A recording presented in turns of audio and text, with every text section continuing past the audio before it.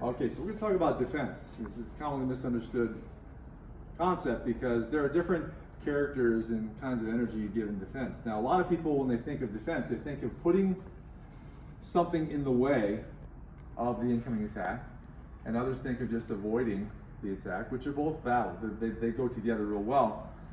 But the first one, when she attacks, this idea of just receiving the attack, putting my weapon in the way, that means it's kind of semi-passive. It's sort of like just waiting for it. When you see two real stick fighters go at it, it doesn't really look like that. They don't usually block like that or deflect like that. What you'll often see is what looks more like I'm attacking her weapon. In fact, if you're watching it and it's going real time, real fast, you can't tell who exactly is the attacker or the defender in a lot of exchanges. Like when she hits and we're just both hitting sticks and boom, and you know. Now this makes it more clear if I'm moving in like this, that looks more like a block. But a lot of people, if they're doing a meet, a one against a one, it just looks like we're hitting sticks against each other. When in fact, you'd have to slow down the video or something and watch how one person initiates it with their body, and then I spring into action so as to open a path to getting closer. Like this is too far for me to hit the head or the body, and that's Largomano. So yeah, there is the opportunity that's always there to hit the hand, which is one of the main tactics at Largomano. Is when they reach to hit my head, they can't reach it, but they present their hand as a target for me. But again, I wanted to point out that when you become more and more advanced at particularly stick fighting, you'll notice that your defenses and your deflections are more like attacks. They look more like you're intercepting. You are sending a missile to intercept their missile. It's like it isn't just waiting for it and putting up a shield. There's a time for that too, but I encourage you to develop all of those different characters to your defense, which will be again receiving, setting up a deflection barrier, or intercepting, knocking her weapon off target, getting it earlier, because then I can get the jump on her. I can move in and follow up. Because here's one of the problems: when I'm more passive, then it just seems like I'm just trying to deflect this, and where's my chance to attack? Now, in the midst of that, yes, I might be able to get in a position to attack, but this is the main problem you find. If your stick is not really in motion and going back to this position or this position, you're not really in position to deliver a hard counter-strike.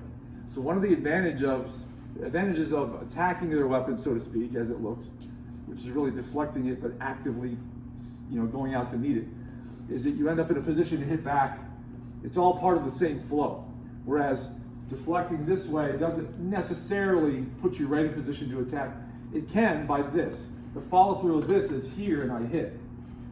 The follow-through of this is getting here and I hit. That's fine and good. But again, when we're close like this, I'm doing it like this. But when we're out here, again, it's more like a hit and a hit, you see? Because what you find is, when you hit, you want to hit with what we call breaking power, which is when I hit an arm, I'd like to break the bone.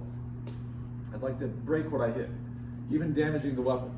But the other thing is, when you hit with real strong intercepting and deflecting power, it knocks their weapon off target. And this is a common misconception about defense, which is, I get this, I've been teaching for a very long time, and when people come in, they think that when she hits, if I intercept it, our weapons will just stop right there. They don't. What's driving her weapon is still pushing it, so it's going to bounce off and it's going to continue right back on its original path. I created a bubble that it bounces off of. That's really what I do. So the question is, how strong of a bubble, how strong of a redirection of her weapon do I want? Because part of the effect is the jolting effect of it hitting so hard that it really is unnerving and unsettling for the person when you really hit their weapon hard and knock it off target. And I've seen this happen too, even by accident, where she hits, and then I deflect it so hard, it flies back and hits her in the forehead or something. So, like I said, that's usually when you're training, if that happens, unfortunately, it doesn't happen very often, it's because your grip wasn't very tight, very strong. You have to have a strong grip, but also a flexible wrist. That takes time to develop. But you don't want your stick to just, boom, fly back on you like that. But if a person presents, I'm gonna say this, presents a strong defense, they can make the attacker's stick fly back at them. The reverse is also true. If my defense isn't strong, then I'm deflecting it, but boom, it still knocks my stick back into my head. So you have to think about the meeting of forces, and is it enough to offset the power, right? And this is another factor. Now let's say she has a heavier weapon. This is a big aluminum baseball bat. It's got weight, it's like a softball bat. $4 at a thrift shop. Yeah, great deal. But now you see her weapon has so much more mass than mine that if I try to just meet it and receive it, it'll just cave this all in.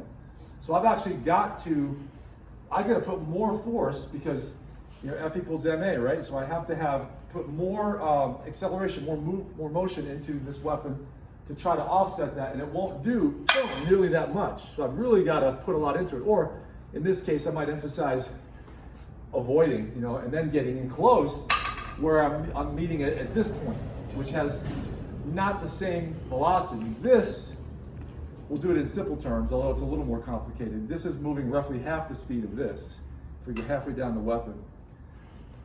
And that's just the way velocity figures on a radial kind of calculation. So if I can get close or stay out, that necessitates that. There's a no man's land in any weapon that you don't want to be caught in here, in this range, this distance, as she's swinging full force. I'd like to be outside of it or rush inside of that to here or here, not be caught right here. Because that's going to be, even when I deflect it, it's not going to be pleasant. I'm going to take a lot of force. And it could, like I said, it could knock my weapon into me. It could, you'll feel it one way or the other, all right? So this is, again, these are some thoughts about defense, commonly misunderstood. The weapon does not stop dead like that. It doesn't work that way. It follows through. All right, we go back to regular sticks.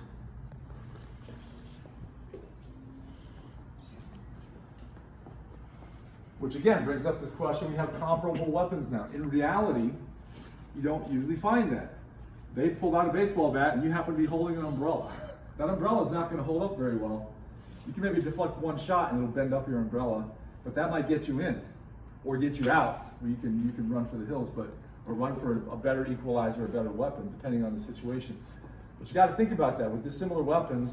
What kind of resistance, what kind of a deflection can I present? So she attacks. If I'm going in here, I'm meeting it here.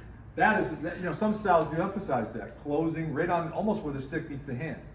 And others emphasize working from largo and just targeting the hand, targeting the forearm and things like that. Or off of that, like Caballero style, doing quick backhand with ticks. Not strong shots, but you find that it doesn't take a strong hit to hurt when you talk about hitting the head where the bone runs close to the surface, right? There's not much padding there. There's no padding, really. There's skin right over your skull.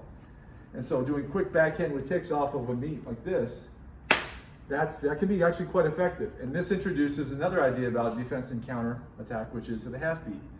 Is that when you find that people tend to meet in time like this.